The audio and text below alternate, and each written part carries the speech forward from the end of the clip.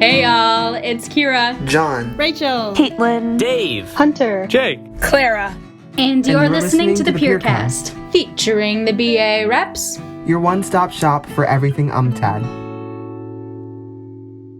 Drum roll, please. Hello, welcome back. Oh my gosh. I don't know about you, John, but I missed this podcast. Yes, the first podcast of 2021. Woohoo! Here we are. All right. This is so exciting. Okay, I'm really It ready. Okay. Ready? Okay. Yeah? Okay. Yeah. Yeah. Okay. All right. We've got some good stuff for you this week. Yes, we do. As always, y'all, we're gonna go ahead and start with some UMTAD updates. I feel like should I just like have a different accent everyone? I feel like that one was a little country or something. I don't know if the British one is still here. Can we request? Oh no, me needing to like I want to hear like a Newfoundland. I don't even know where that is. I don't even know. Like way Canada. Canada? What do they sound like in Canada? Well, okay. Have you listened to the musical Come From Away? I have. Oh. Okay. So like in Newfoundland, I'm not even. Wow. Sorry, Keely. No, Keely, I'm so sorry. I never took one of your classes. So like, don't. I feel like what's gonna happen is like, I mean, we're gonna get an email. Keely's gonna be like, y'all need to either you stop talking or you take my class. Yeah. All right. So our first update for y'all today is going to be the fact that UMTAD is celebrating the release of Ananya Chatterjee's new book, Heat and Alterity in Contemporary Dance, South-South Choreographies, this Friday, the 29th from 2 to 3:45. And always, our lovely Talvin Wilkes will be the moderator for a panel consisting of Douglas Kearney, Nanya Janara, Kabir, Thomas DeFrance, and Alessandra Williams. And you can find the Zoom link on the UMTAD website. And this event will be followed by UMTAD's event shaking up the, quote, American stage, which was conceptualized by Sonja Kuftinec. And we'll be hearing about it more later, very soon, actually. So that'll be, again, this Friday. This will be immediately following Ananya's book release celebration, so that'll be from 4 o'clock to 6 o'clock on Friday. And Talvin will also be moderating this panel, which will consist of Sarah Bellamy, who is the artistic director of Penumbra Theater, Bill Rausch, who was the artistic director of the Oregon Shakespeare Festival for over a decade, and drum roll please, because we totally left you on a cliffhanger before we left for break. The third artist on this panel will be Rihanna Yazzie, who is the artistic director of New Native Theater here in the Twin Cities. Okay, so here is a little teaser for the event. So moments of crisis shake things up. They disturb, rupture, illuminate fault lines, but they can also invite new shapes and inquiries. After the murder of George Floyd and in the midst of COVID-19, we are urged to reconsider the stories we tell through theater and how we tell them. How do we design, cast, or re-envision season? Does the framework of the American stage still serve us? So this will be an interactive panel with opportunities and personal demands for reimaginings. And I am so pumped for this. So again, the Zoom link will be on the UMTAD website coming up here. Definitely mark it on your calendars now. Check it out, y'all. Yes. As you can see, Talvin is really popping off, and Talvin decided, I think, this Friday he was like, maybe for once I'll just listen to somebody else's brilliance. I feel like he gives us a lot of brilliance, but this time he was like, nah, I'm gonna moderate. I'm gonna pop off. Talvin is just living his best life at all times, right? All right. With that, BA folks, thank y'all for your input on the musical selection for next spring. The season selection committee is in the process of selecting that show. So that's like us, me and Kira and others, wonderful human beings, which will be announced, should be announced along with the fall main stage production in the coming weeks. So like be prepared, get ready for it, start like doing some like mini drum rolls every single day. Wake up and just do it in your head and be like, ha ha ha, one day closer. So be excited. True. All right. We also are so excited to announce that Liquid Hour is back for another semester. So our next one, we had one last Friday. The next one will be on Friday, February 5th from 6 o'clock to 6:30. So there's a new time this semester. And we'll be doing a Valentine's Day activity to celebrate our love for all of you. And y'all, it's such a chill, like half-hour opportunity to just do a check-in with other humans that listen with empathy and care. It is so, I was able to make it to one. And it was so wonderful. It was so just, low key, low stakes, just to say hey, and say hi to all the people that we've been missing in the Rerig and Barker building. So definitely check it out. And also just a reminder for everyone, sometimes when those university emails come up, I admittedly do not read them to their entirety every single time. And really? So if you miss this one, you can take major classes SN again this semester. So that pass-fail allowance got extended. So just so that's on your radar, just in case you after a week of classes, you're like, whoa, I need to, give myself a time to breathe. You can take major classes pass-fail. And a nice little shout out to our friends at MSA for getting that lovely pass-fail SN vibe to us all for this past year. I don't know how much y'all, but I needed it. Not to expose myself, but like I needed it. So thank you. Also shout out to myself for being an MSA. It's really all I'm out here complimenting myself. Just kidding. I had nothing to do with it, but I did vote for it. So well, thank you for your vote. And for thank you. I try change making. my non-change making. Perfect. Love it. All right. And now it's that time, y'all. Our favorite time, the best time. Today's interview is going to be with the absolutely lovely, absolutely amazing, just wonderful human being that is Sonja Kuftinec.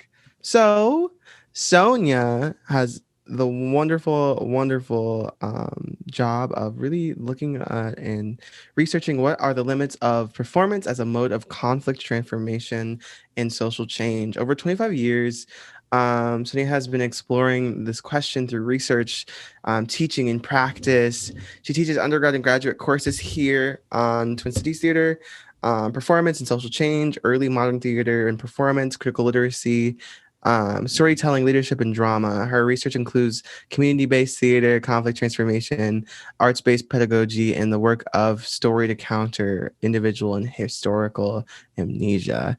So she's published widely in these areas, including her award-winning Staging America, Cornerstone, and Community-Based Theater, which we talk about in a little bit. You'll hear, and which got published in the SIU Press, and Theater, Facilitation and Nation Formation in the Balkans and Middle East. And so lovely. Sonja has worked as a conflict resolution facilitator with Seeds of Peace, an organization bringing together youth from the Middle East and Balkan regions. She's also worked as a director and dramaturg, creating original theater and leading workshops with young people across ethno-religious boundaries in Bosnia, Romania, Croatia, Serbia, and Germany.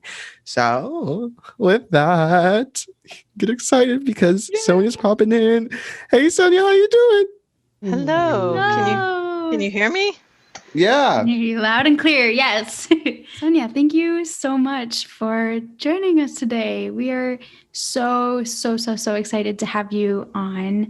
And I don't know, I'm a little nervous because I know you listen to the pod every week. It's so not every week, but I am a fan. I'm a huge fan. I'm a little intimidated because I'm like, oh God, I'll never be as good as guest XYZ.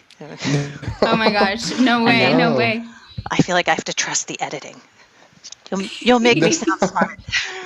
Rachel is brilliant. She's brilliant. Yes. She's cut out a lot of me being a mess. So I'm Also excited. me. There's gonna be a moment where she just she's gonna expose us one day and just like compile all the like all of our little weirdness into one episode and be like, here's what they really are. There's a tape full of Yeah. Yeah. For Yeah. real. Gosh. Sonia, did you get a chance to watch the inauguration today? I did, kind of by accident. I wasn't fully intending. And then I just clicked, I was on a long walk and I clicked on the New York Times and it was streaming live. And I got there right as Kamala Harris was taking the oath. And I got so emotional. It just hit me. And I just thought, you know, I knew intellectually what was happening, but to see that purple coated majesty taking that oath and be, this woman is the vice president. This is our vice president now. It really hit me in a different way. Yeah. And I've been thinking about all the different kinds of performative ritual ceremonies, you know, our ceremonies of nationhood and the way they tap into emotions and the way that that's good and the way that that's troubling. You know, I don't always buy into the American patriot, we're all one nation, like that's your tribe. I have questions, but in the moment I rode the wave and it was quite beautiful. Very fair, yeah. I think it's really interesting. Oh, sorry, Kira. Love you. No, you go. I think it's really interesting now because I'm thinking of like the last time we really saw like an inauguration would have been 2017 or yes, 2017. And that was before I was even in college. Like I would have been graduating high school in that semester. So thinking of like just actually like that ritual and that performative nature of the inauguration was really weird after like going through 4 years of like RBA, like, you know, really getting into anything could be performance and theater is political, you know? And like everything was so much different to me than I mean, for a multitude of reasons, because we were swearing in Voldemort versus, you know, some Biden and Harris. So like, I think it was really weird just watching so many things and like, hearing people talk about like, oh, it's different this year because he's not actually here to like partake in half of them. But I still was like, this is like kind of weird. It felt very like, I don't know if you heard of like Michael Summers doing like the banana ritual.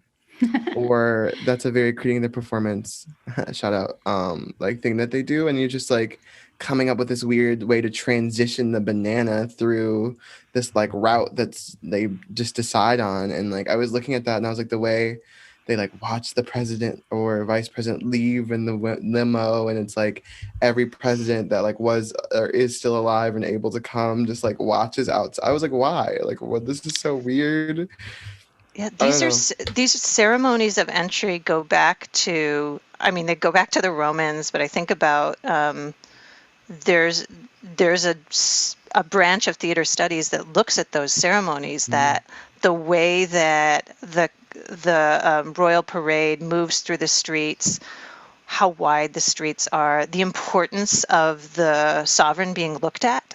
You know, what's important is that we recognize the sovereign, and how access and distance are both part of what lends authority and power to that figure.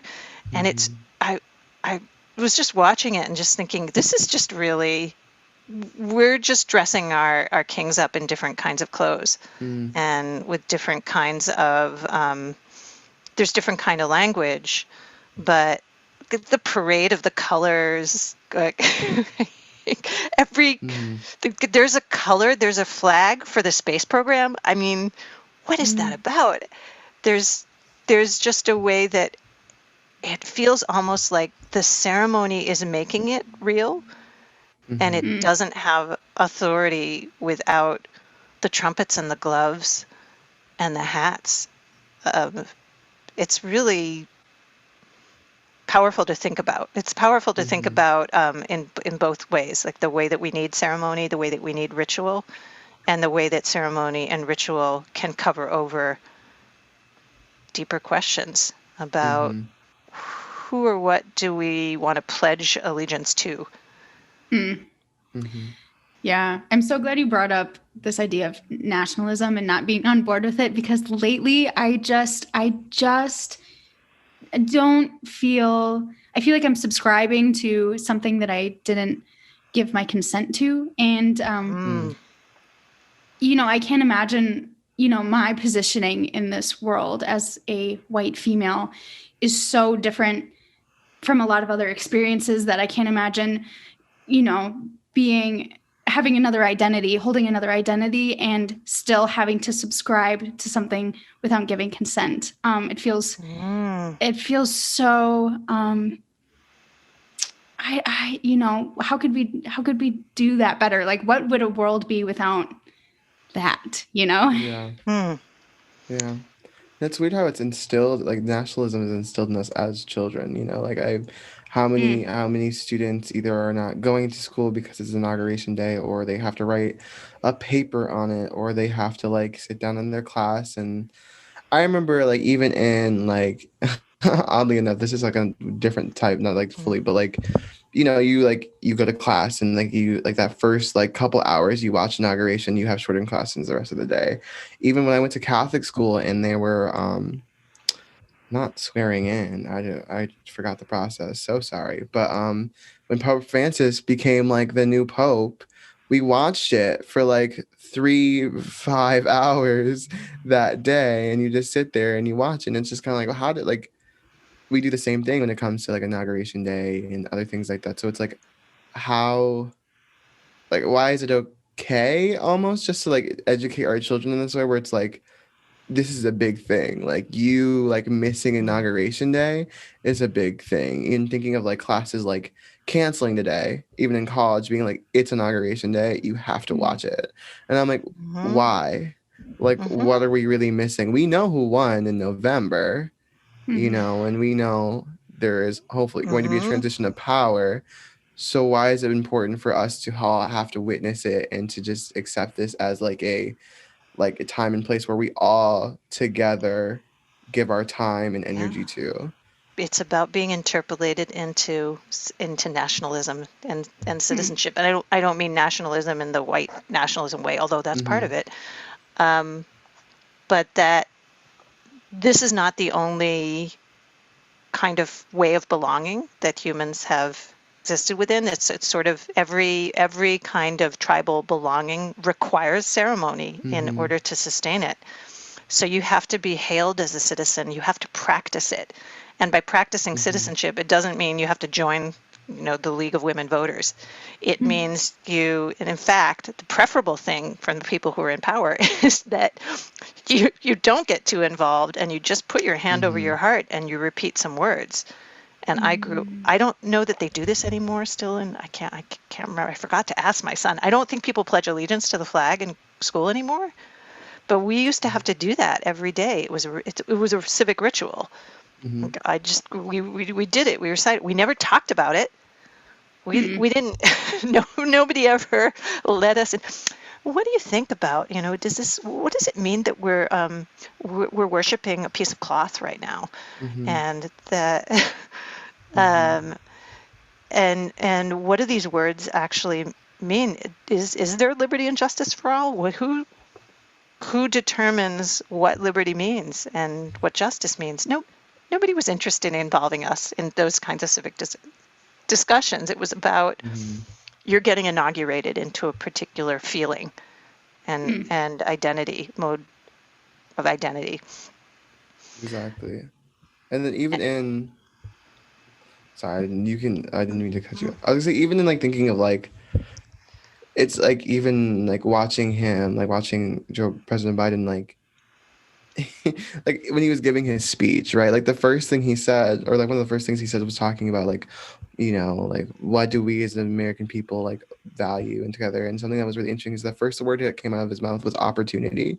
And I was like, where? Like where is this all of our like first idea that comes from? And then I was like, well, that's just like you just said capitalism, like you might as well have. But like, it's just like it's so interesting to have to like go through these ceremonies where there's so many people, I think, that like have consented, have subscribed to nothing of what has been established. And I think, even just thinking of like, honestly, everything that goes into the inauguration just like kind of doesn't make sense to me anymore. I feel like there needs to be a whole little theatrical update, which I think will be super fun and interesting.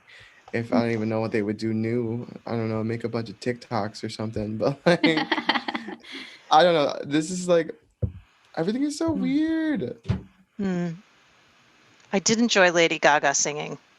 Oh yeah. I don't know who's that. She turns to the flag, wavering. It's this performance of emotional attachment to this thing, this feeling, this patriotic feeling that unites us. And as long as we don't ask questions about it, we can feel together.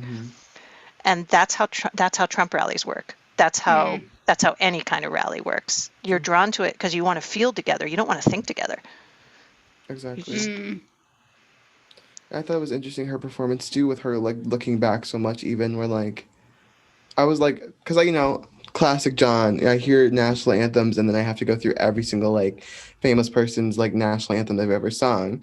And so I'm looking up like Beyonce's when she was doing her inauguration, Aretha Franklin for the first Obama. Oh, so gorgeous. Or all those times where this is happening, I'm realizing like also in that performance, she's one of the only people I even see like look back at the flag. Everyone else is straight on. Like you don't look back when you're on that podium. And I thought that was really noticeably interesting because I was like, we're supposed to pledge allegiance to this flag, but it's all behind us. It's behind all of these people. So it's like those who are watching in the audience, we need to look at all these people who are supposed to be representing us and all this stuff while they're looking at us and not looking at the flag in which we're all supposed to be together thinking of. And I'm like, I just thought that was really weird because I remember like watching her and being like, why are you turning around so much? Like, just stop. But then I was like, what? She's doing what she's supposed to be. Like, she's gesturing to the flag. Like, this is what the supposed most important thing here. So, and then even like watching like every singer or artist coming up and walking forward in front of everyone, I was like, no one's looking at them? Like, no one looks back at the president-elect and is like, hey, you're about to pop up. Everyone is just straightforward except for her. And I was like, this doesn't make any sense. I got very confused and it was very interesting. And so many thoughts are just running through my mind just from the literal performance side of the inauguration, which I think is so cool that I got to like actually have this in my mindset after the last 4 years. Because thinking back, like the way I was still just like brainwashed as 17 or 16. Well, how old I was, I don't even remember. Yeah, 16-year-old like senior, just like thinking like it's inauguration day, like we have to watch it, like that's just all that happens, like America. And now I'm like, what? Where? It's just so interesting. Did you watch it in class? Yeah, it was like you sit down, they like played it. If you like miss it or something, I mean, it wasn't as like we watched like videos. If you weren't in the class while it was happening or something like that, it was like you'd watch like some videos for it later throughout the day. But like, yeah, we watched it. I don't remember watching inauguration, but I remember in school watching election results come in, especially in 2016. Yep. It would be a class period where we just learn about the Electoral College and why what happened, and why the system is set up the way it is. That I really, really appreciated because, just giving a moment to actually acknowledge what, we're doing. Not necessarily why, but at least what we're doing. Yeah, that's so interesting.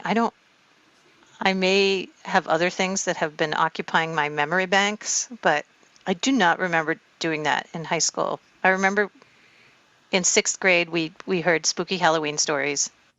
And I'm just trying to remember. We would have films showings in the gym sometimes. That was the big actual reels of film that were on a projector. And that was the special treat. Once a semester, you'd get to see a movie, G-rated movie.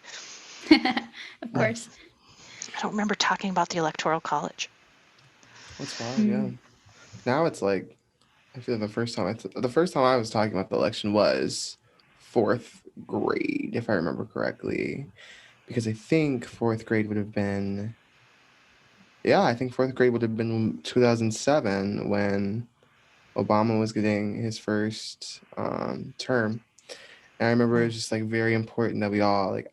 Obviously, none of us had no idea what any of it meant because the Electoral College is the Electoral College, but it was just like we were all just sitting down and like our teacher brought like a map, and then we just started coloring blue and red, and like they were like, see what you. It was like one of those like, what do you think's gonna happen? And obviously us not knowing what either color really even meant, and I was just like, I don't know, and I just sat there and I was like thinking of like, I don't know, at the time I barely even really like recognized that like he was the first Black president too, because that was never like a statement, nothing like anything like that. I was just like, he looks like me though. I was like, I hope he wins.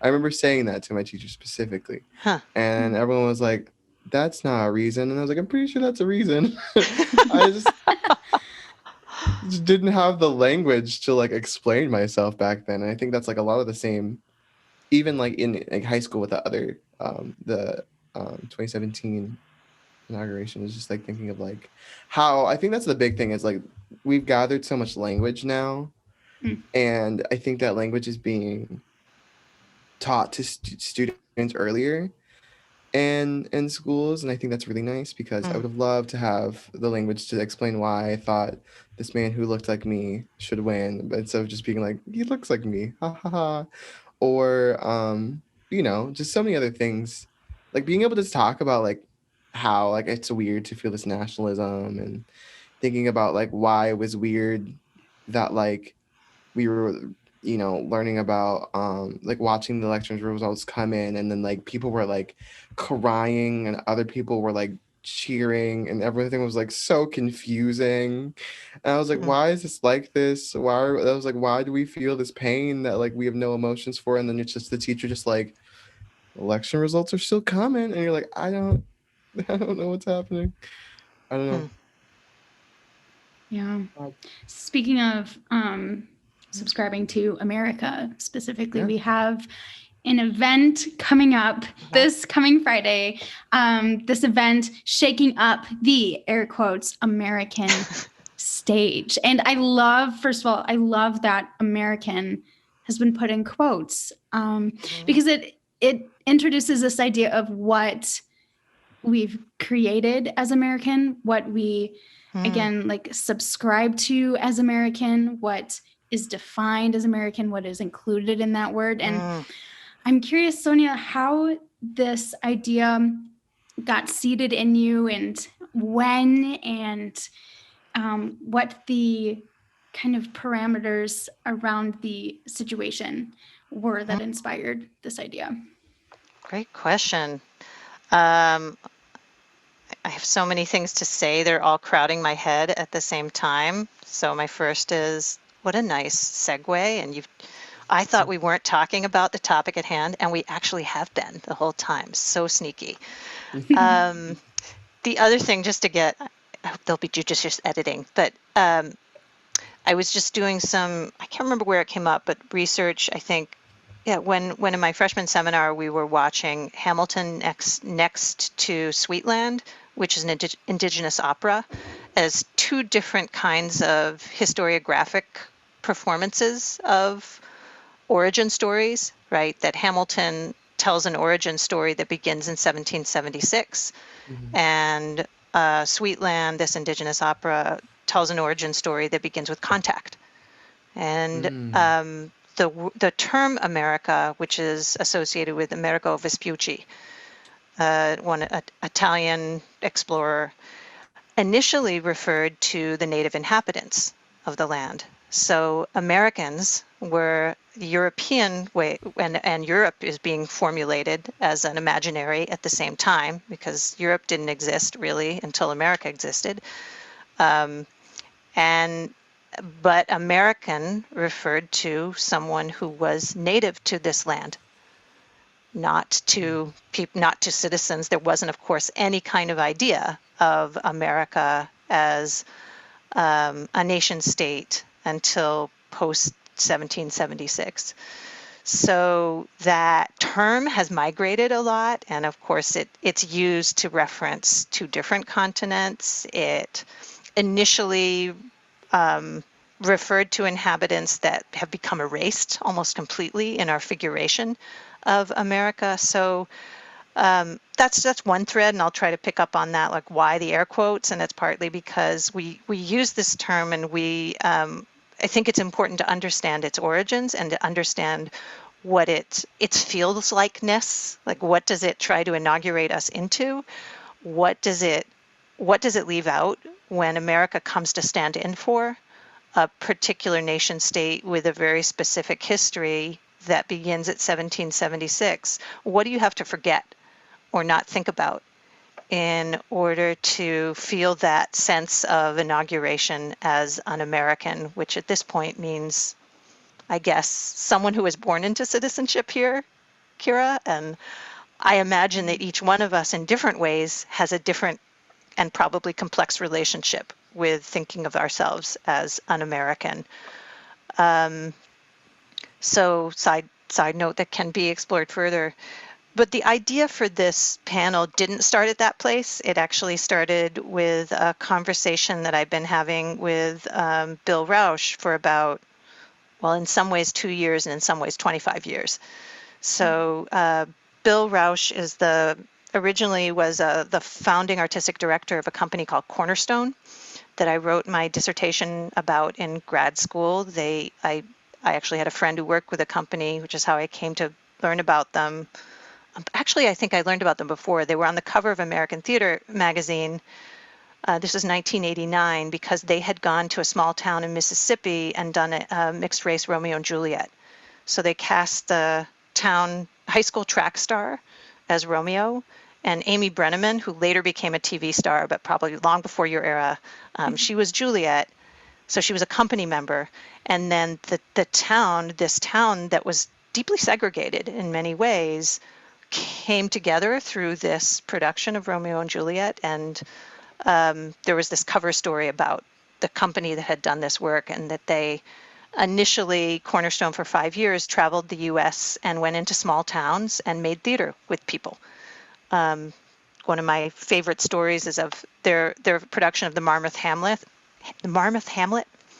And they went to Marmouth, North Dakota, basically because they put out, these are all people who went to college together, Harvard, and they put a map of the US, said, okay, let's put our fingers down on the places that nobody has been to before. And that's how they settled out on North Dakota. They're like, what's the state we know the least about? And they basically just started writing mayors. It was so crazy. This is before email. Just be like, hey, would you like a group of college students to come live in your town for 2 months and make theater? And this one mayor like wrote them back like, okay, as long as we don't have to wear tights. Like that was her stipulation. They wanted to do Hamlet. She's like, okay, no tights. So it was this really amazing process where they roll into town and they wanted to do this Wild West Hamlet.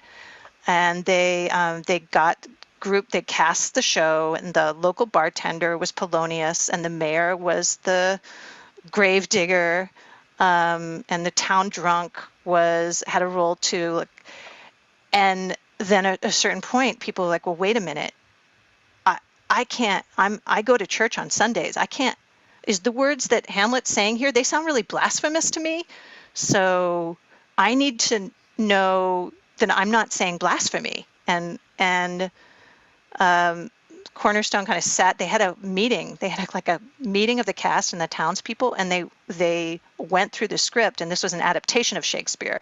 And they had marked, here's where Shakespeare actually says these things. Here's where we did the revisions. And they had this long conversation about, well, would we swear like this? Would women swear in front of men? Do women swear? Oh, wait, they swear, but they don't swear in front of the men. And it became this whole complicated cultural conversation. They ended up rewriting the script with the townspeople, and who all joined in. And then they would do things like, oh, well, in order for Polonius to get to rehearsals, somebody's got to tend the goats. So they would work in the bar or tend the goats so that people could participate in the theater. So anyway, I've been fascinated with Cornerstone stories before I even met Bill. And then when I met Bill, I realized he's the person that I aspire to be in my life. And he's the most generous-hearted. Like he I don't think is incapable of just treating any kind of interaction as a pure service interaction. So if he's getting deli meat from the grocery store, which I have been with him when he's done, it becomes like, how are you?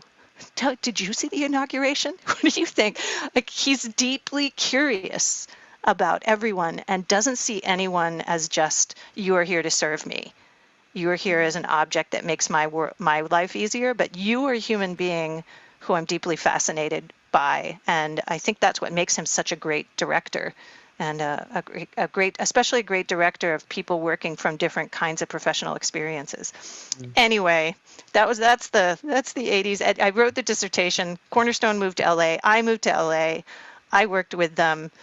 Eventually, Bill moved to Oregon Shakespeare Festival, and I ended up kind of reconnecting with him there and writing a lot about the work that he was doing at Oregon Shakespeare Festival, which initially to me felt like, how are you doing this thing that feels like a total betrayal of your initial values? That you started this one company to counter what was happening in regional theater, which was only reaching a certain portion of the population, predominantly white, predominantly wealthy, and how you did this thing for 15 years that was all about undoing the assumptions of regional theater, and now you're in a seat of power. So what are you going to do with it? What are you going to do with your positional power right now? That was kind of my ongoing question as I went to OSF. And there was a lot of things that he did, and a lot of things he did in collaboration with others. And this company has a really rich history before Bill Rausch, and it had done a lot. He's not like the shining armor knight who shows up and makes everything more diverse and equitable. He's a white dude, so he's like, there's a limit to how diverse and equitable he's going to make any kind of space. But I've always appreciated that he's transparent about that. So anyway, he left Oregon Shakespeare Festival a couple of years ago, and he was awarded by the Association of Theater and Higher Education he gave their keynote speech. He gave that speech the day after he packed up from Oregon to move to New York, and the focus of the conference was on transitions. And it was this perfect, beautiful speech. I love all Bill's stories. I can hear them so many different times. They're so wonderful, and they're always about making connections across perceived barriers. Anyway, at that conference, someone was involved in create an anthology on canons and how canons were used in curriculum. Initially, the project was about undergraduate education. What are the canons that we have been teaching undergraduates? What needs to be rethought? What needs to be upended? How do we think canons differently? And they wanted people to write chapters in partnerships because they wanted each chapter to be a dialogue. So I caught Bill at the conference and said, will you go on this anthology date with me? Basically, let's talk about your work upending canons, because in Cornerstone, you did it by adapting classics, taking Hamlet and making it be Wild West, taking a Romeo and Juliet and having the track star rewrite the lyrics,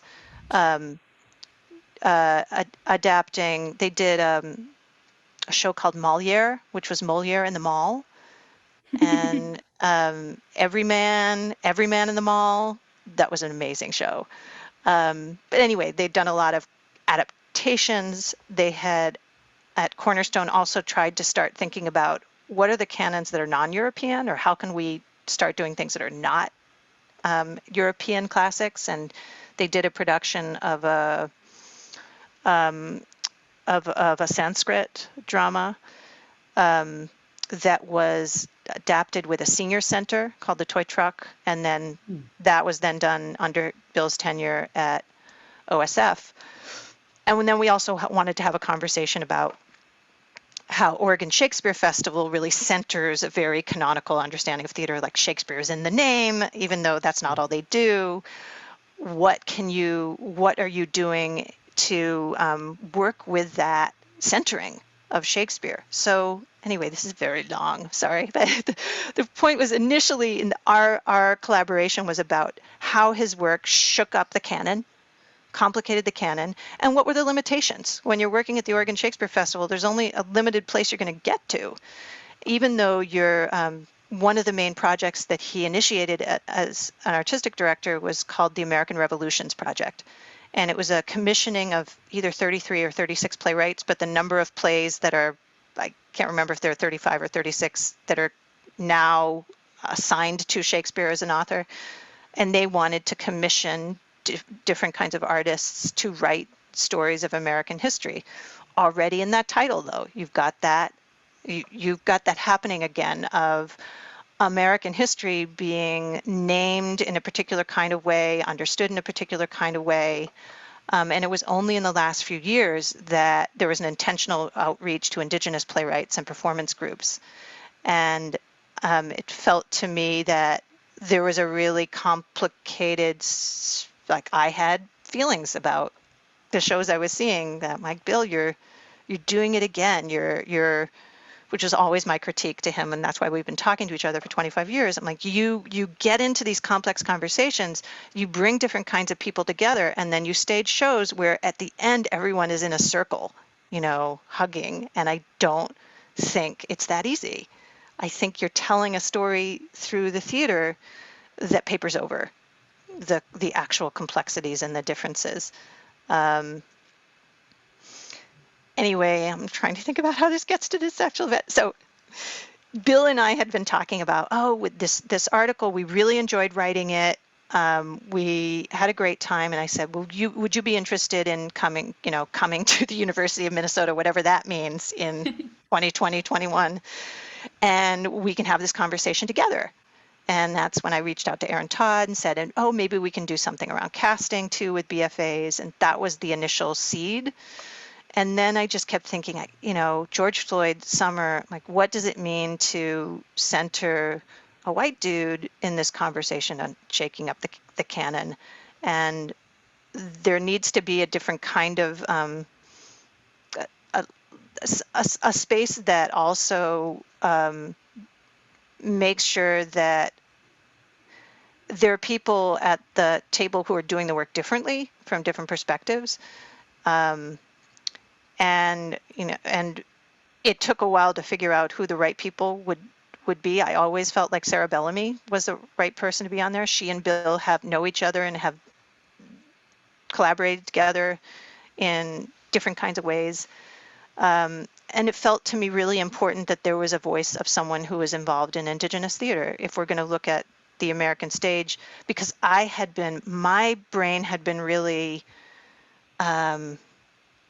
shifted and illuminated by seeing some Native drama that really highlighted different kinds of dramaturgical principles around how time was understood, how space was understood, as well as there's a whole just different way of thinking about performance. So I think ultimately it was in conversation with Talvin that the frame felt like it came into shape, that it wasn't about casting and it wasn't about canons, but it had to somehow reckon with both this COVID moment that we're in and this racial reckoning that we keep having, but kind of, I felt like, really surfaced in a way that shook everyone up,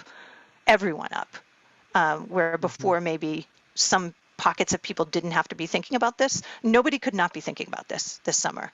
I mean, maybe some people could, but it was a lot harder to not be thinking about this. So that led to this sense that crisis illuminates structures. That we don't know what assumptions we make until they go away. Whether that assumption is that theater happens in a theater building,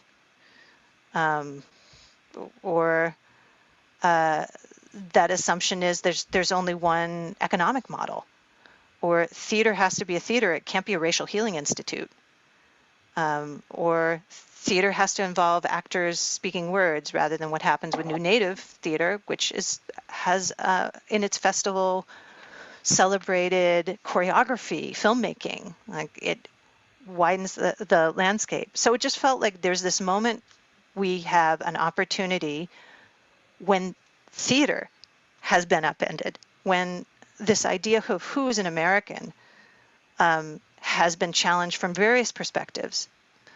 And so it's an opportunity for us to, and at the same time, students were challenging the department about practices, that there's an opportunity for us to all kind of come together in an event where we hear some voices and we speak to each other. I'm sorry I was so long. No, please do not apologize. This is, I mean, it's so, even, I mean, hearing you talk about Cornerstone is so, I mean, it's incredible. It's really incredible. I mean, hearing this idea, this experience of sitting around a table with a town and saying, oh, how, you know, what are you comfortable with? And what is the story we're going to tell in your relative experience? And I think that's so beautiful. And I was thinking a lot as you were speaking about canons. I listened to this podcast. It's called Brave New Planet. Eric Lander, who worked on the Human Genome Project in 2000, is the host, and he, speaks about climate crisis and solutions and genetic drives and things. And this big question is, well, who says yes? Who says go? Who says this is safe? And it makes me think about canons, right? Because it's this, who said, Shakespeare? Who said, yes, Moliere? And more and more, and maybe this is a fantastical idea, but it's some kind of collective consciousness, and I'm wondering, what the history of that is, and who we've ignored, and the devices that were, implemented, and I love this event for thinking about those things, and thinking about how we can shift, and thinking about how we can say yes to more and other, and all and everyone, and so yeah, thank you for bringing this group of people together. I couldn't be more excited. And then also I wonder too, so you've done work in the Middle East, and have worked with young people, and I'm wondering if have you ever experienced a shakeup before somewhere? Maybe not in America. Yeah, what a good question. I started working in Bosnia-Herzegovina in 95, I think. Yeah, 95. So that's where my father's family's from. My father came to the U.S. when he was 25. So just tangent back to our earlier conversation about citizenship, and I never said yes to this. He did, he's someone who chose to be here, and of course there are certain people who got a choice, and certain people who are here, and certain people who are brought here. Like, that's there are different ways of being inaugurated into this idea of American citizenship, or presence. There was a war happening in the Balkans that time, and I was in grad school, and I just felt really compelled to try to do something, to try to be, and I remember him saying to me, like, what do you think? Do you really think that people there need theater? In a very, I'm me with my bags getting ready to go on the plane. I'm like, Dad, you really got that timing down, how to totally undermine my sense of confidence and purpose. But oddly, and I went to a refugee camp where I was doing a theater project for 3 weeks. And it was,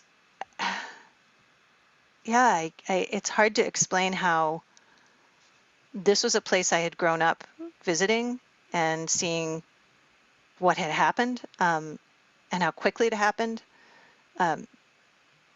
in terms of not only the kind of mass genocide that is possible, like it happened, that neighbors were turning on neighbors, and mass graves. And what I was seeing was a different level of the residue of that moment of crisis, which was the refugee camps. And this was, I think, in my imaginary of a refugee camp is, poor people with their suitcases. And these were, it was people who had just managed to leave with their suitcases, but there was a huge range of people. There were dentists, there were students, there was just a huge upending of people's lives. And I kept going back, and I remember I spent a lot of time in a city called Mostar, which had been a mixed city and then became very divided, and at a time when people were not very attached to their faith, to their religion. So there was a lot of intermarriage, especially in the cities, and there were just stories of these kids who their parents had to move across the river from each other because it was a kind of reverse in the U.S., like laws about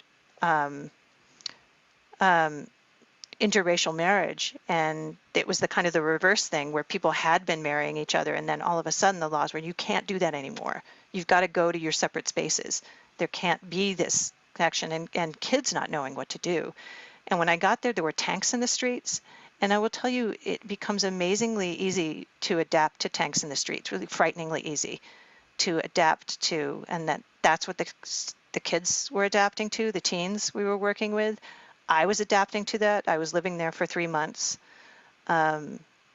So that's when I see images of DC and the guards and the tanks. It's like, yeah, this could, and it's summer when the National Guard came in so quickly. It's like this, we can't take anything for granted that militarized policing of the streets is something that can happen really quickly. And I've been in places where it's happened abroad and here. And I think it really forces you to have to think about what is being policed, what is being protected, who is being protected, what am I here to do, what are the borders that I think are important to challenge, and what's the work of theater in that context. So I came back to my father's question by doing it. I'm not sure if that answered your question, Kira. Yes, it did. Yes. And okay, so I think you know what our question is now. The question that we ask everyone, and I think this is such a perfect moment to ask you this question too, thinking about getting on a plane and then, having your own father, question this, as maybe a young person who doesn't even fully know yet. I know if I was getting on a plane and my dad said, do you really think this is it? I don't know what I'd do.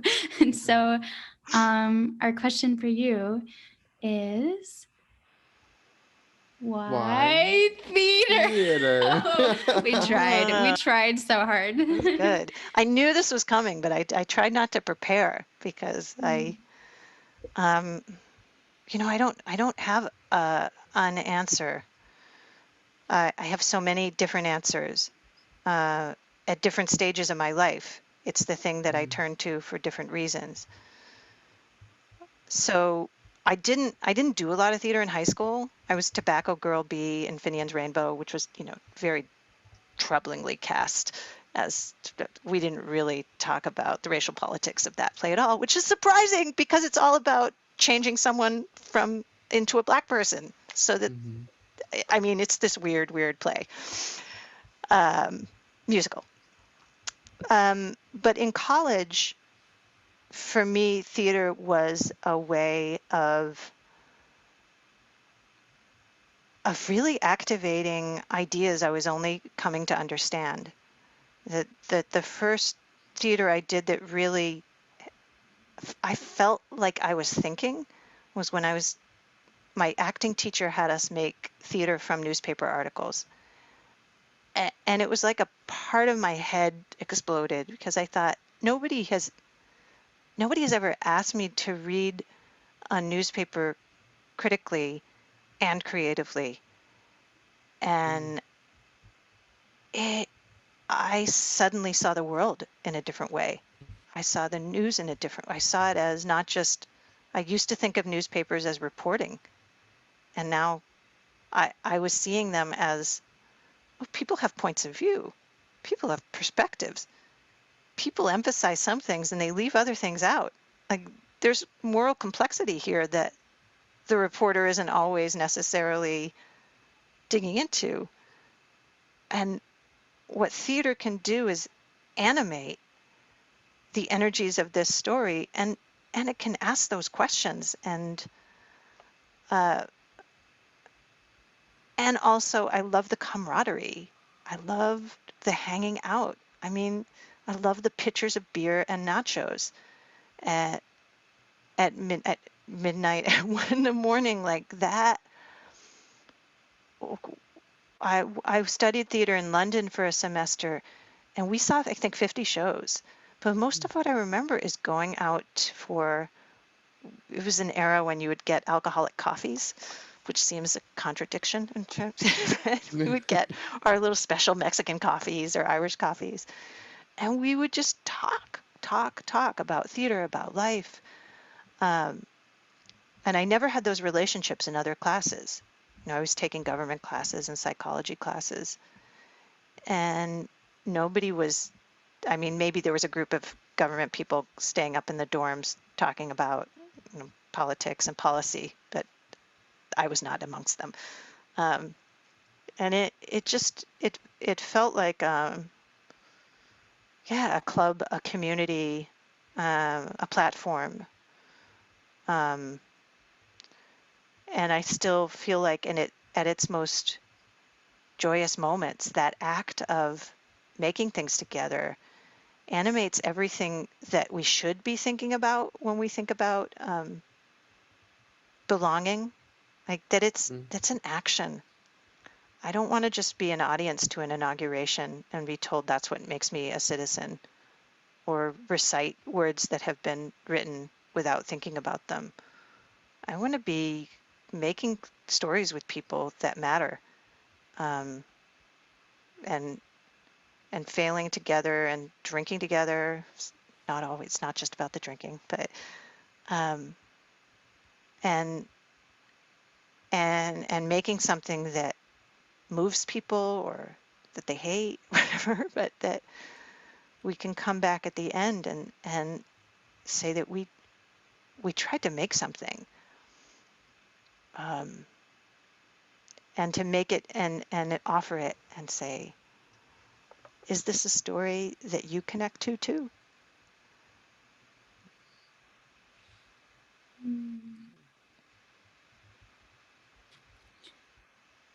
That's a wonderful so ending. Beautiful. Yes, thank you. Wow. And what a full circle too. I mean, that was brilliant. Thank you. All right. Well, I know you all have other things to record for this. I would love to just keep hanging out with you. You're so super fun, and you ask great questions. And I love that opening conversation we had about the inauguration. I just want to notice Lady Gaga's, Statue of Liberty crown of braids that she had working Yes. there, like With costuming Yeah. with a the giant dove. eagle.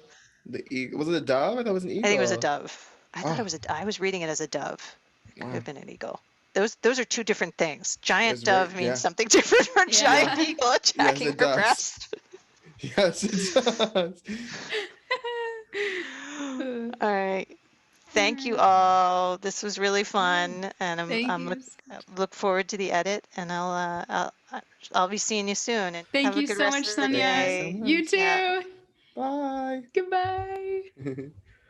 Oh, Thank you so much, Sonja. Again, gosh, I just can't not geek over her. She's amazing, so brilliant. Also, I just have to, fun fact, share that she got her PhD from Stanford in 1996. I learned that. I was pulling her bio, and I was like, that is so not even surprising because she is so just wise.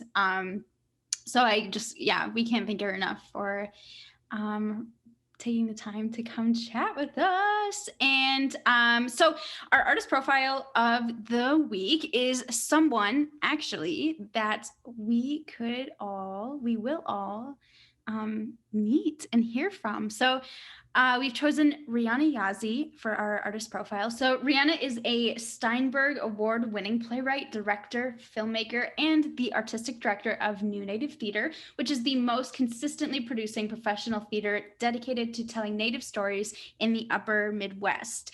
She is a 2019/18 Bush Leadership Fellow, a 2017 Sally Award winner for Vision, a 2016 Playwright Center McKnight Fellow, which is so cool, a two-time Playwright Center Jerome Fellow, and she was a Playwright Center core member for 3 years. She has just finished her new play, Queen Cleopatra and Princess Pocahontas, and she is in post-production for her first feature film, A Winter Love, which she wrote, direct, and starred in.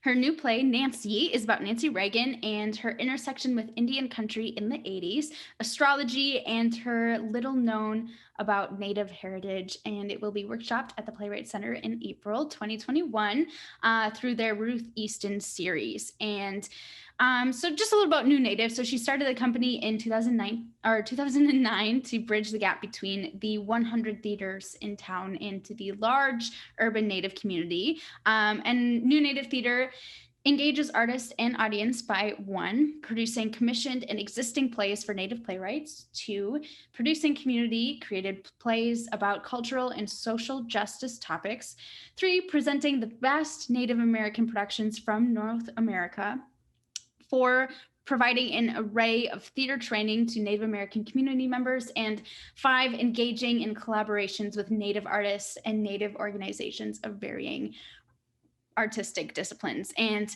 y'all, we get to hear from her on Friday along with Bill Rausch and Sarah Bellamy, and what an incredible opportunity that will be. So make sure you come out on Friday from 4 to 6 on Zoom, and it'll be an amazing time.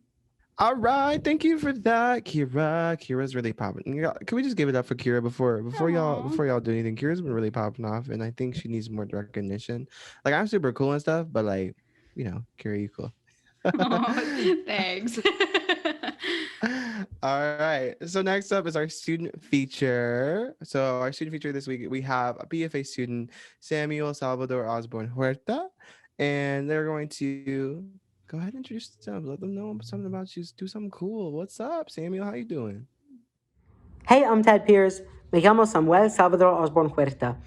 My pronouns are he, they, and I'm really excited to be on this episode of Peercast. I am a freshman in the UMN/Guthrie BFA actor training program, which is a lot to say, but my major is acting. And I think this past semester, one of my favorite classes has been play analysis. I've always been super interested in story structure and, what makes a good story, and what kinds of stories can you tell while still having a coherent narrative that people can follow. And probably partially due to the fact that my mom's a librarian, that there may be some influence there. But that class was just so delightful. And I was challenged, and I learned a lot. And by the end of it, I felt like a stronger performer and writer. And I'm just really grateful that I get to be in this program. One of the reasons I want to be an actor in the first place is because when I was really little, I loved Lord of the Rings and The Hobbit. Well, I still do, honestly. I won't lie to you. I'm still pretty into that stuff. But as I got older, I had the unfortunate realization that I could not go live in Middle-earth with Gimli and Legolas. So I decided I'd settle for the next best thing, which was, in my mind, being an actor in fantasy and sci-fi and cosmic horror films and television, which hasn't so much happened so far. But, that's my goal. Those are my dreams, and I'm excited to pursue them. One of the reasons I'm so passionate about those genres in particular is because being Latino in those communities is difficult because they're very traditionally dominated by white cis men. So it's very important to me to bring more voices of color into those spaces, and to make my own voice heard within those communities because it can be difficult to do that. Because they're wonderful, wonderful genres, and more people should be involved in them, I think. Yeah, and I've been told to plug my Instagram, so I'm gonna. My Instagram is @OsborneHuerta, which is OsborneHuerta, and that's really my only social media, but I do want to talk about an organization that I'm a part of called the Living the Potential Network. It's so hard to say. I don't know why, but we have this panel on Saturday, February 13th, called the Garden Experiment, and I will be speaking on this panel. And it's about the importance of food and its connection to mental health and overall well-being. And I have struggled with those things in my life, with body positivity and with eating enough, and so I'm really passionate about promoting these healthy eating habits and like self-care, and a lot of that is going to be what this panel is. And if you're interested in that, I highly recommend you look up the Living the Potential Network, or DM me on Instagram. I will be happy to tell you more. And I want to leave you with a Lord of the Rings quote that has been helpful to me during this horrible, horrible pandemic. It's from The Hobbit, actually, and Gandalf says to Bilbo Baggins, "Surely you don't disbelieve the prophecies because you helped bring them about. You don't really suppose, do you, that all your adventures and escapes were managed by mere luck just for your sole benefit? You're a very fine person, Mr. Baggins, and I'm quite fond of you, but you're only quite a little fellow in a wide world after all." To which Bilbo Baggins replies, "Thank goodness. The world does not rest upon your shoulders, my friends, and you will end up where you are supposed to be." Thank you so much for your time, and I hope you all have a lovely semester. Thank you so much, Samuel. It is so nice to meet you. I know it's kind of one-sided, but I feel like maybe it's like meeting each other, if you go back and listen to this. So nice to meet you. Okay. All right. So we have a question for you as always, and we just want to know, like, what are your goals and intentions for the upcoming semester? I know for John and I, it's our last semester, and so I don't know. I'm thinking a lot about like really appreciating the relationships that have been built, and just really appreciating, my professors for the work that they do. Yeah, it's going to be a good one. It's going to be out with a bang for sure. John, what are your thoughts for this semester? Well, I'm going to not appreciate anyone except for Ann Douglas, who is the instructor for my arts management class. I'm just kidding. I'll appreciate other people too. Y'all are amazing, but also Ann Douglas is absolutely amazing. And y'all, today I had the first session of it, and it was just so gorgeous. And I don't know if there's still time to sign up, y'all, but if there is and you have time in your schedule, I suggest you do it, but I don't know because I don't remember how long, but it's fine if you want to say hi or something, man. Y'all, it's such a wonderful class. It's such a wonderful class so far in that just like the syllabus and like the projects that we're going to be doing. I'm just so excited. And I really think that like you should take this class by the end of your experience here. And if you don't, then like you're gonna be sad about it, and I don't want you to be sad. Like, what do you need to be sad for? This is a happy time. So yeah, that's how I'm feeling, and that's what I'm excited for this semester. I guess I also have the goal of graduating. Honestly, at the end of the day, like I'm just trying to do that. So Yeah, that's all I really got. All right, with that, some closing thoughts we have for you all. Y'all got this. Y'all are gonna make this semester your just wonderful, great thing. This is gonna be a great time. Y'all are gonna rock this semester. You're gonna be super hyped. You're gonna be like, yo, like, I want you to like write us. I want you to like you just start like typing and be like, yo, John, like, just so you know, like I really popped off this semester, like you said. Because honestly, I like to think that I am can like tell the future a little bit, like a little bit. So I think you're gonna do well. If I can do well, you can do well. So I think that's a nice. You just have to think that to yourself. If John can graduate, everybody can graduate. But yeah, be really excited because this semester, honestly, y'all, like we gotta get out of this year with a bang because this was just gross. So we gotta start 2021 first semester, just keep going, get that 2020 nonsense off of us. You know, what's that? Y'all remember the bushka cheese, or like in like the shake your nonsense off for me. And then, I feel like that song was, I don't remember. You remember like it was like the what is it? It was like a hand clapping game you would do. It was like the, you know. Dun, dun, oboe. No. No, like the.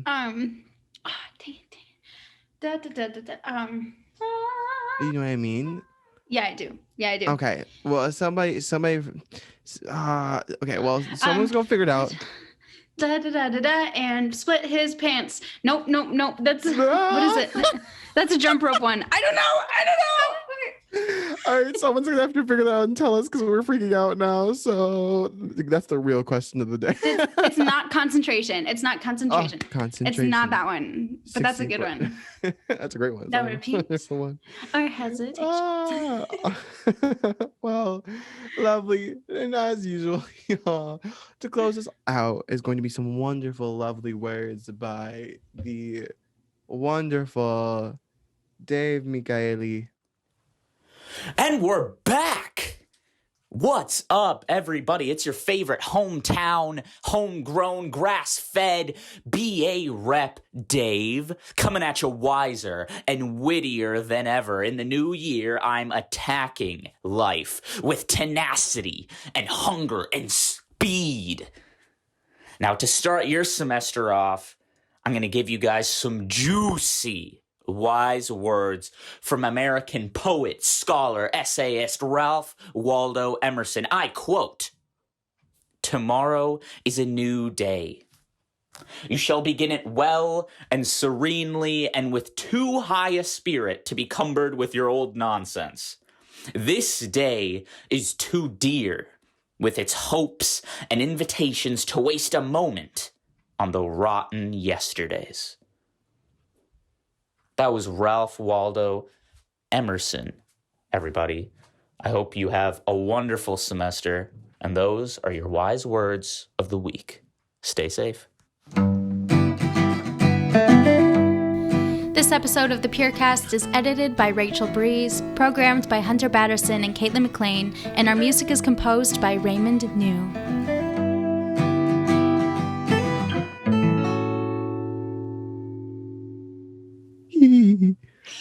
I love that. Okay. Ew, why do I laugh like that? I'm so weird. I'm sorry, The shape your mouth just made.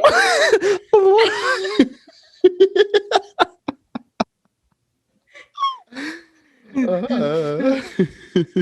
All right, Okay.